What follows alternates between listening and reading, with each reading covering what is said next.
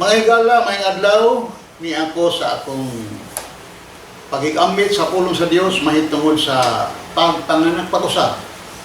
Sa Juan Kapitulo 3, versikulo 1 hangtod sa 3 ingon ang pulong sa Dios, dihay usa ka tawo sa mga Parisiyo nga gingandan og Nicodemo, usa ka punuan sa mga Hudiyo.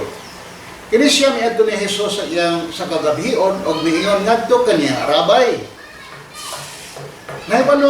kami nahibalo nga ikaw usa ka magtutudlo nga ikaw sa Dios. Kay walay tao nga makahimo ni mga milagrohang nga ikaw naguhat, gawas kon ang Dios uban kaniya. Si Jesus mitubag umiingon ngadto kaniya sa pagkatinuod ako magaingon nganha kanimo, gawas ko ng tao igaanak pag-usab, siya rin magkaskita sa gingharian sa Dios. Mangiskot ta mo ito mag-adto sa gingharian sa Dios.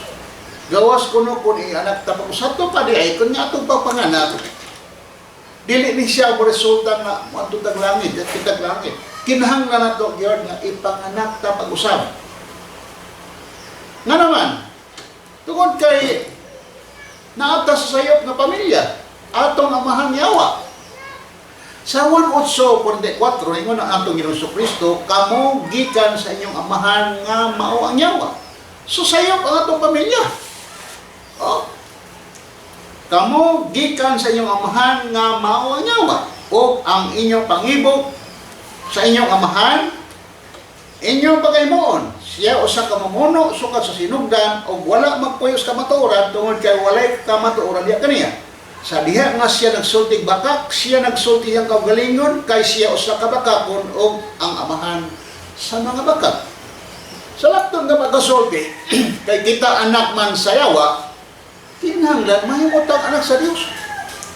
Kiniraba di bunyag. Taywa mag-ingon ang Bible kang bunyagan ka anak na sa Dios. Wasag na ng Bible nga kung kita binuhat sa Dios, anak na sa Dios. Kitang tanan, human makasa atong unang ginikanan, siya rin si iba, kitang tanan, mga anak sa yawa.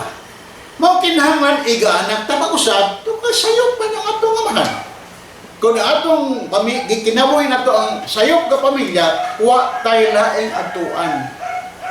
Kalayo sa impyerno. Kaya yun ang Ginoo, gawas ko ng tao iga panganak pag-usab, di siya makakita sa gingharian sa Dios. Higala, kung siya paaging mahimok kang anak sa Dios, dawata si Hesus Kristo nga nagpakamatay sa krus sa Kalbaryo, kay siya lang ang maghimo ni mong anak sa Dios. Tanawa, Juan 1:12.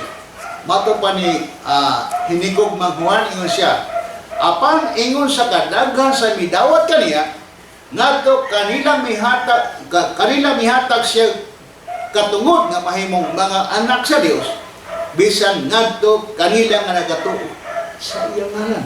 Higala, way laing paagi mahimong kang anak sa Dios, gawas lang pagtuo o pagdawat nimo ni Jesucristo nga imong personal nga manluluwas. Dili bunyag higala, dili. Kaya kung bunyag pa, katong gilansa sa cross na kauban ni Kristo sa cross sa Kalbaryo, wa man ito mabunyag eh. Ngayon malantog, Jesus, sinong lumiko, kung tuwa ka lang mong kingharian, sige, sulti Jesus.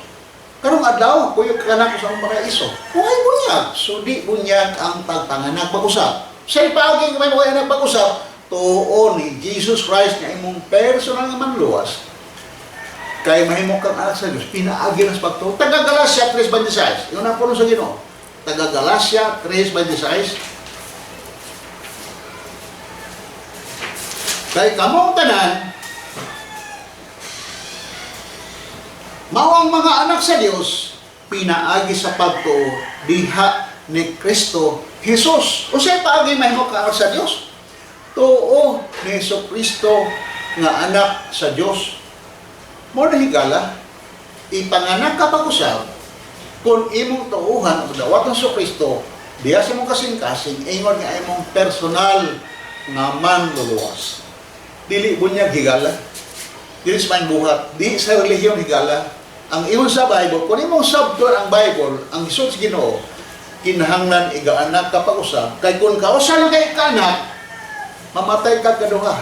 Apan kung igana ka kaduha, mamatay ka kausa. Meaning, igana ka sunod, igana pa ka spirito. Kaya sunod lang ka ipanganak, mamatay ka kaduha, matay mo lawas, ang imong kalagita mo sa impyerno.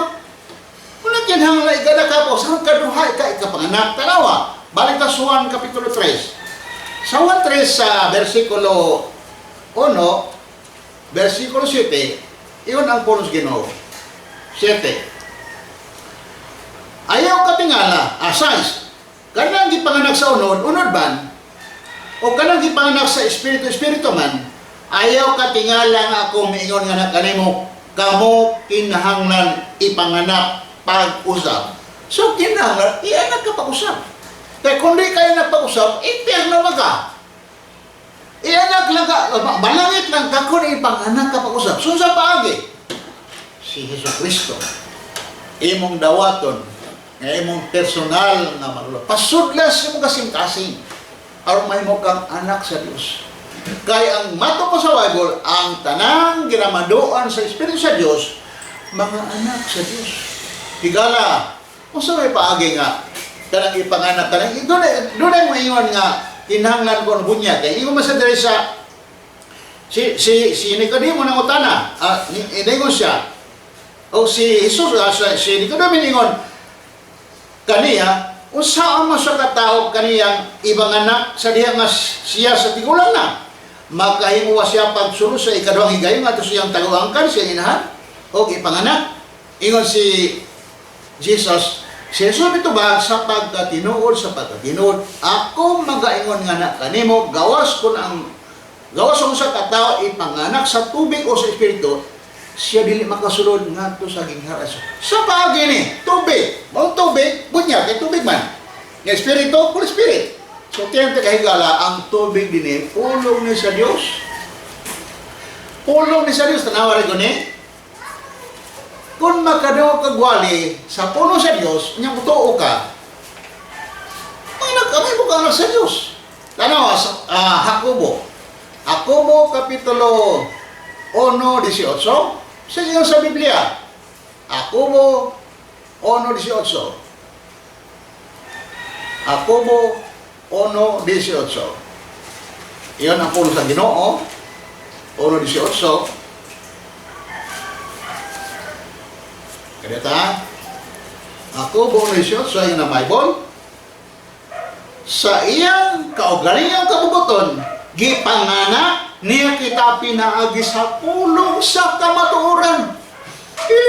Bunyag in taon. Pulong sa kamatuoran. Kung makadungog kagwali sa pulong sa kamatuoran, iligtuon naman ni Jesus. Mahimok ka na sa Diyos. Doon nga ganito versikulo, 1 Pedro 1:23. 1 Pedro 1:23. Ingon ang Bible, 23. Ingon nga gipanganak pag-usap, dili pinaagi sa manunduton nga bini, apan pinaagi sa dili manunduton, pinaagi sa pulong sa Dios nga buhi nga nagpabilin sa kahangturan. Higala ang tubig dinhi pasabot, pulong sa Dios. Ang Espiritu sa Dios, ang Espiritu tao dinhi, Espiritu Santo. Kaya sila mo tuo ka ni Jesucristo, siliyuhan kang Espiritu Santo. Tanawa, inood ba na nga siliyuhan kang ang uban bautismo Espiritu Santo, pero ang Biblia naghisgot, siliyuhan kang Espiritu Santo. Taga-Epeso 1:13. Masingon ni Pablo, taga-Epeso 1:13. Mato pa sa unong sa Diyos, Epeso 1:13, diha sa kang kinsa kamo usab usali, human nga kamo nakadungog sa pulong sa kamatuoran, ang may balita sa inyong kaluwasan, diha sa kang kinsa usab human nga kamo mituo kaniya, gisiliyuhan kamo ni anang balaang espiritu sa saan. Digala, kung maminaw ka sa pulong sa Diyos, wali diha kanimo. Kung mutuo ka ni Jesus, nahimo kang anak sa Diyos. Ipanganak ka sa tubig, pulong sa Diyos. Espiritu, pulong yapon sa Diyos. Kaya ang pulong sa Diyos, espiritu man na. Sa usa ka pulong ang kahulugan, pulong sa Diyos, tubig o espiritu. Pulong na sa Dios. Tanawa, taga Epeso 5:26. Gusto mo na yung tubig dire? Epeso 5:26, nga ng Bible. Aron siya makabalaan o mahimong kining 5 ay aron siya makapabalaan o makahinlo ni diha sa paghugas sa tubig pinaagi sa pulong. Ang tubig igala pulong dili bunyag. O kay espiritu natural.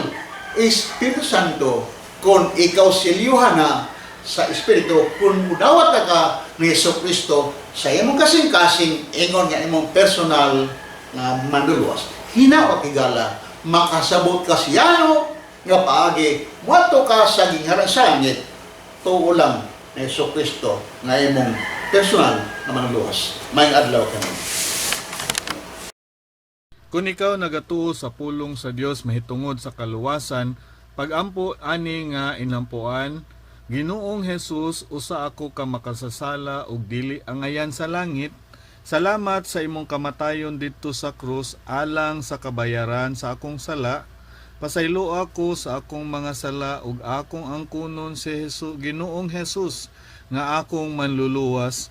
Pasudla si Ginoong Hesus sa akong kasing-kasing kay gusto kong malangit. Sa ngalan ni Ginoong Hesus Kristo. Amen.